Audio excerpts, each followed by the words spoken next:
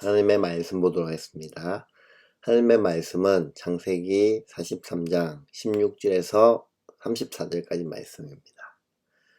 창세기 43장 16절에서 34절까지 말씀을 보도록 하겠습니다.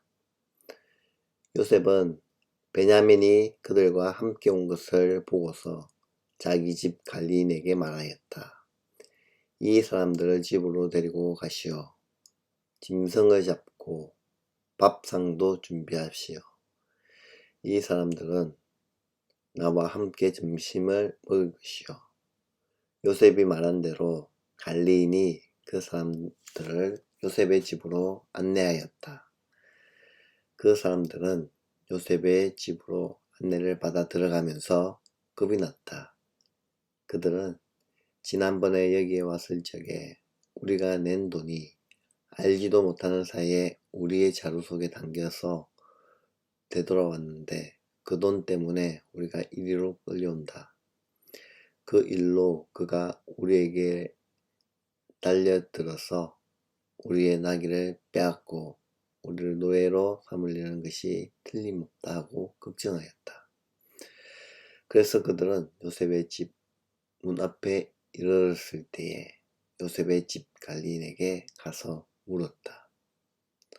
우리는 지난번에 여기에서 곡식을 사간 일이 있습니다. 하룻밤 묵어갈 곳에 이르러서 자루를 풀다가 우리가 치른 돈이 액수 그대로 우리 각자의 자루 아기 안에 고스란히 들어있는 것을 보았습니다. 그래서 우리가 그것을 다시 가지고 왔습니다. 또 우리는 곡식을 살 돈도 따로 더 가지고 왔습니다. 우리는 누가 그 돈을 우리의 자루 속에 넣었는지 모릅니다. 그 갈리인이 말하였다. 그동안 별거 없으셨습니까? 걱정하지 마십시오. 댁들을 돌보시는 하나님, 댁들의 조상들을 돌보신 그 하나님이 그 자루에 보물을 넣어주신 것입니다. 나는 댁들이 낸 돈을 받았습니다. 이렇게 말하면서 갈리인은 시몬을 그들에게로 데리고 갔다. 갈리인은 그 사람들을 요셉의 집 안으로 안내하고서 발 씻을 물도 주고 그들이 끌고 온 나귀에게도 먹이를 주었다. 그들은 거기에서 점심을 먹게 된다는 말을 들었으므로 정오에 올 요셉을 기다리면서 장만해 온 선물을 정돈하고 있었다.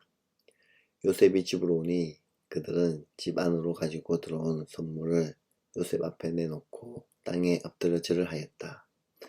요셉은 그들의 안부를 묻고 난 다음에 전에 그대들이 나에게 말한 그 연세 많으신 아버지도 안녕하시오. 그분이 아직도 살아계시오 하고 물었다. 그들은 총리 어른의 종인 소인들의 아버지는 지금도 살아있고 평안합니다 하고 대답하면서 몸을 굽혀서 절을 하였다. 요셉이 둘러보다가 자기의 친어머니의 아들 친동생 베냐민을 보면서 이 아이가 지난번에 그대들이 나에게 말한 바로 그 막내 아우요 하고 물었다. 그러면서 그는 기었구나. 하나님이 너에게 복 주시기를 빈다 하고 말하였다. 요셉은 자기 친동생을 보다가 마구 치밀어오는 형제의 정을 누르지 못하여 급히 울 곳을 찾아 자기의 방으로 들어가서 한참 동안 울고 얼굴을 씻고 도로 나와서 그 정을 누르면서 밥상을 차리라고 명령하였다. 밥상을 차리는 사람들은 요셉에게 상을 따로 차려서 올리고 그의 형제들에게도 따로 차리고 요셉의 집에서 먹고 사는 이집트 사람들에게도 따로 차렸다. 이집트 사람들은 히브리 사람들과 같은 상에서 먹으면 부정을 탄다고 생각하였기 때문에 상을 같이 차리지 않은 것이다. 요셉의 형제들은 안내를 받아가며 요셉 앞에 앉았는데 안고 보니 맏아들로부터 막내 아들에 이르기까지 나이 순서를 따라서 안게 되었다. 그 사람들은 어리둥절하면서 서로 쳐다보았다. 각 사람이 먹을 것은 요셉의 상에서 나눠다 주었는데 베냐민에게는 다른 사람보다 5몫이나 더 주었다. 그들은 요셉과 함께 취하도록 마셨다. 아멘. 오늘 우리가 읽은 본문은 베냐민을 만나는 요셉의 모습을 보여주고 있습니다. 요셉은 자신의 동생 베냐민이 형제들과 함께 온 것을 봅니다. 요셉이 베냐민을 보고 싶었던 이유는 베냐민은 요셉의 어머니 라헬이 낳은 자신의 친동생이기 때문입니다. 베냐민을 보니 요셉은 그동안 가뭄으로 굶주렸을 동생에게 좋은 것을 먹이고 싶었습니다. 요셉은 관리인을 불러서 자기 집에 짐승을 잡아 점심 식사를 준비하라고 지시합니다. 그래서 요셉의 관리인은 요셉의 형제들을 요셉의 집으로 인도합니다. 자리를 옮기는 것을 보고 형제들은 두려움에 휩싸입니다. 지난번 자루에 돈이 들어있었던 일로 자신들이 끌려가고 있는 것은 아닌지, 이제 그 집으로 들어가면 자신들을 사로잡고 노예로 삼는 것은 아닌지 두려웠습니다. 그래서 형제들은 요셉의 집 안으로 들어가기 전에 요셉의 관리인에게 말합니다. 우리가 지난번에 양식을 사서 가다가 하룻밤 묵을 그곳에서 자루를 풀으니 각 사람의 돈 전부가 자루에 있어서 오늘 도로 다 가져왔고 양식 살 다른 돈도 우리가 가지고 왔습니다. 우리는 누가 돈을 자루에 넣었는지 알지 못합니다. 그러니 제발 자신들을 풀어달라고 사정하는 겁니다. 요셉이 노예로 팔릴 때의 그 두려움을 이제는 형제들이 느끼게 되는 겁니다. 씹은 대로 거둡니다. 요셉은 형제들에게 좋은 것을 먹이려고 자신의 집으로 초대합니다. 그러나 요셉의 의도와는 반대로 형제들은 두려움에 휩싸입니다. 자신들이 동생을 노예로 만들었던 것처럼 이집트의 총리도 자신들을 노예로 만들 것이다 라고 생각한 겁니다.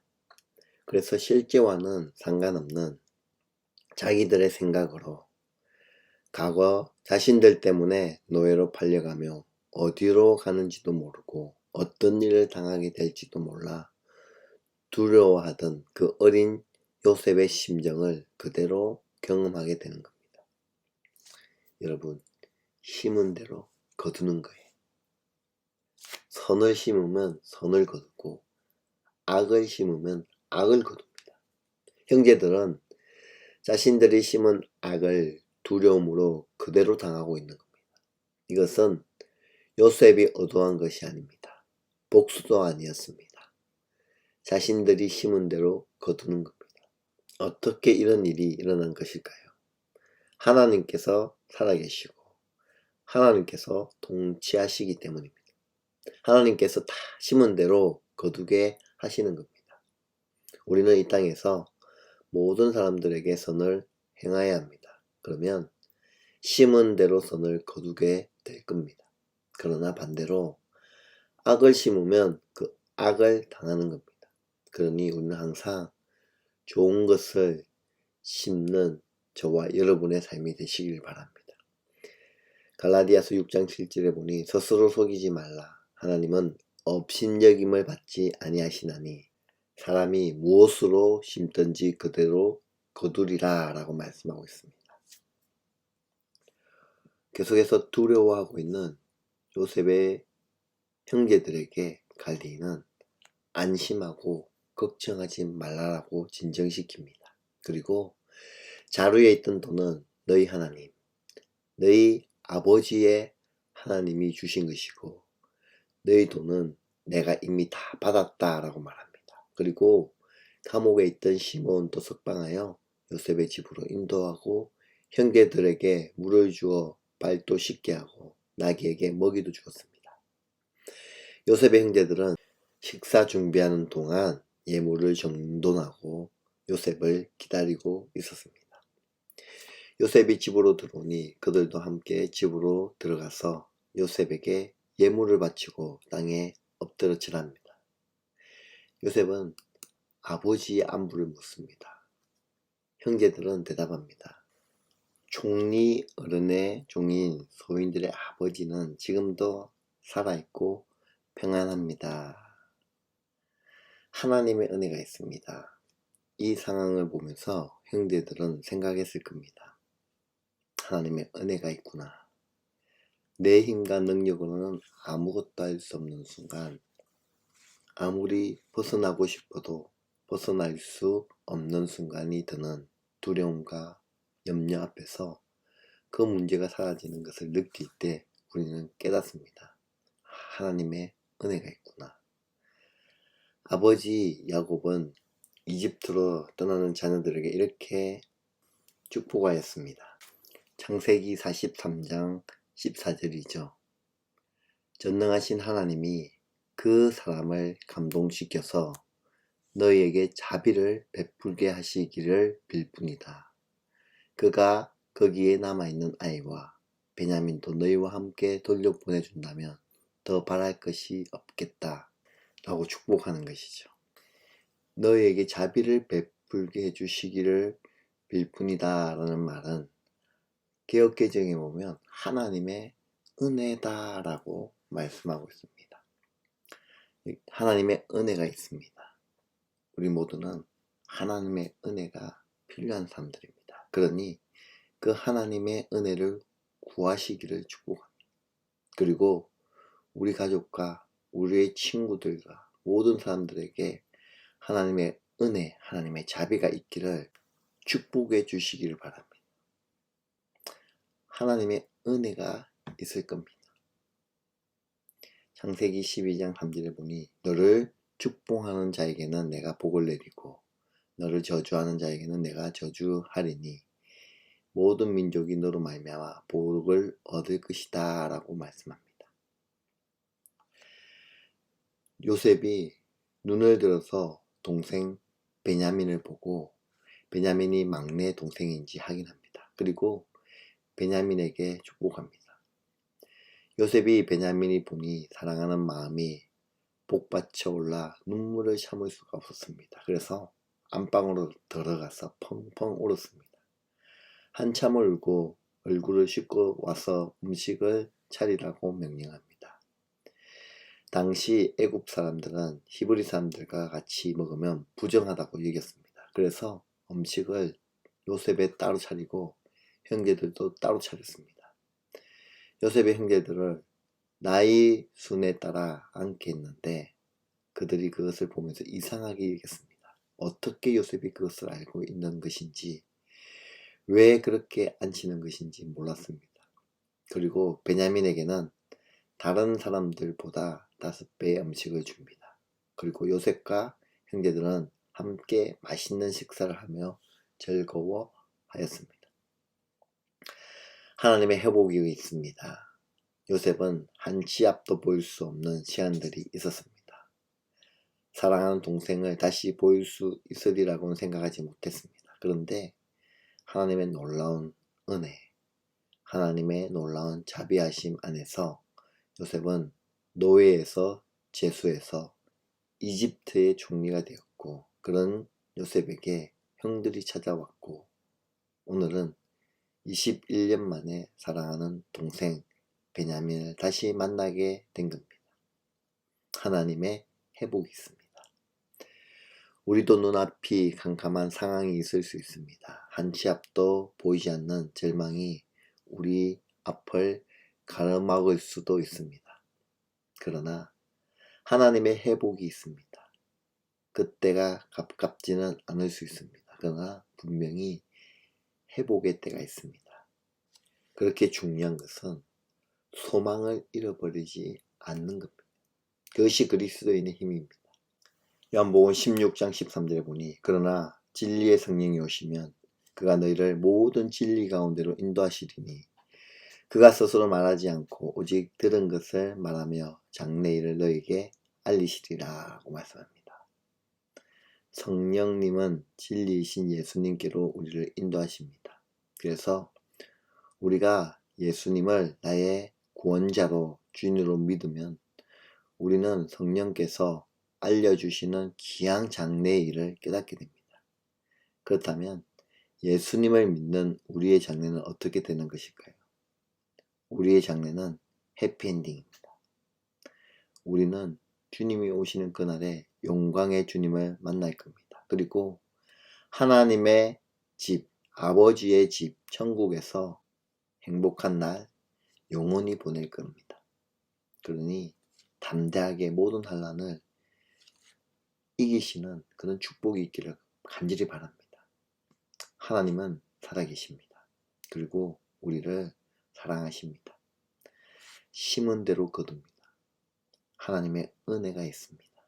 하나님의 회복이 있습니다. 그러니 항상 선한 것을 심고 하나님의 은혜를 구하고 하나님의 회복을 기대하며 소망하며 오늘 이 땅 가운데 승리하는 삶 살아가시는 저와 여러분의 삶이 되시길 주님의 이름으로 축원드립니다.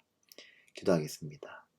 하나님, 선한 것을 심지 못하고 하나님의 은혜를 구하지 못하며 하나님의 회복을 믿지 못했던 저희들의 삶을 용서하여 주시옵소서.